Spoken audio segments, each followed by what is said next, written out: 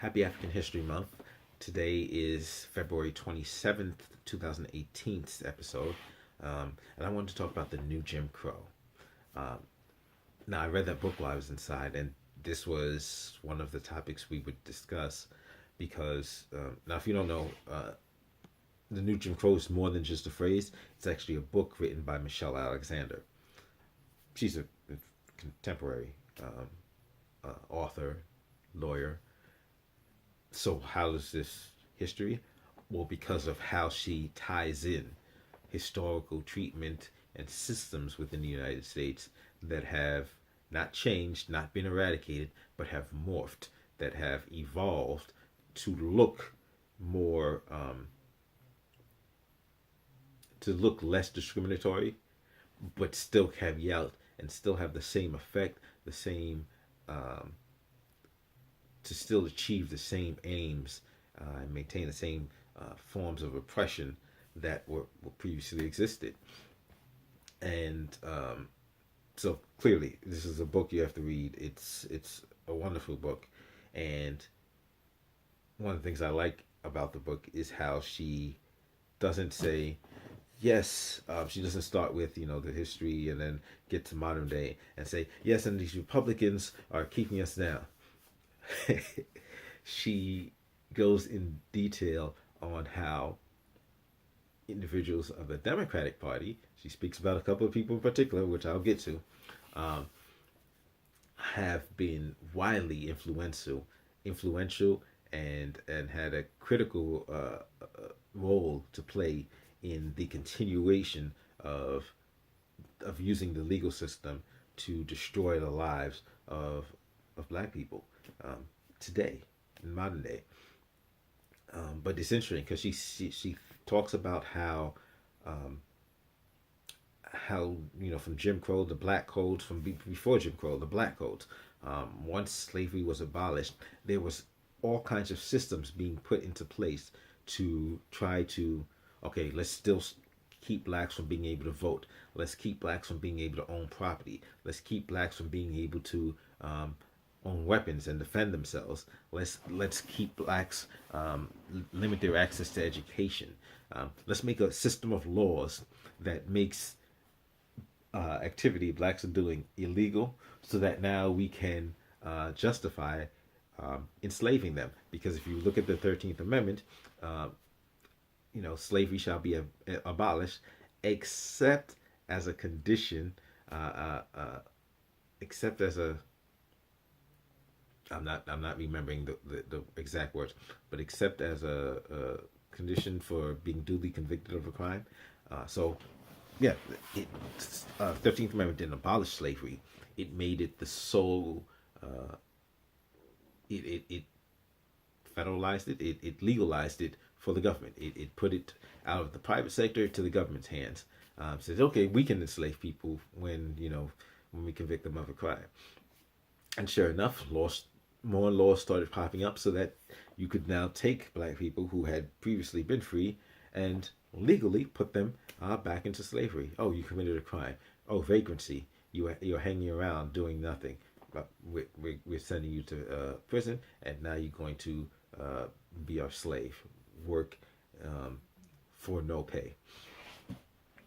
But these systems existed, evolved, and changed as time went on, and I think it's critical for us to acknowledge that because we have to understand what's going on and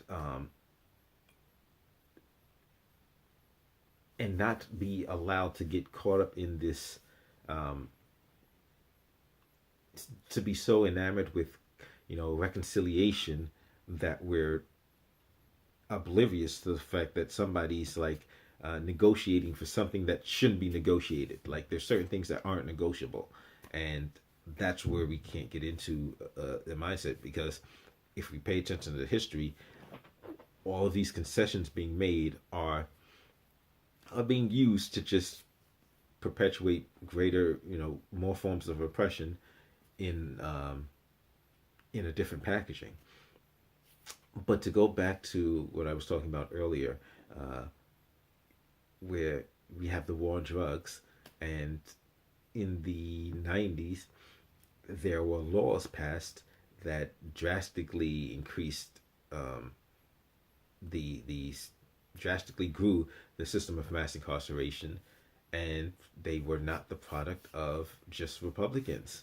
Um, Republicans may have voted for it as well, but guess who signed um, these laws into effect? Bill Clinton, who some have uh, ridiculously referred to as the first black president. Um, yeah, ridiculously. Um, I believe it was Toni Morrison who said that foolishness, um, but whoever said it, it was ridiculous. It was foolish, and it was absolutely absurd. It was insulting, and it was a really stupid thing to say. It's an even dumber thing to believe. Uh, but yeah, but so it's amazing how she deals with the actual history and highlights individuals that are given credit, that pretend to be, friends of black people, that have actually done and continue to do so much harm to the black community under the guise of public safety or law and order. And so just looking at this and breaking it down,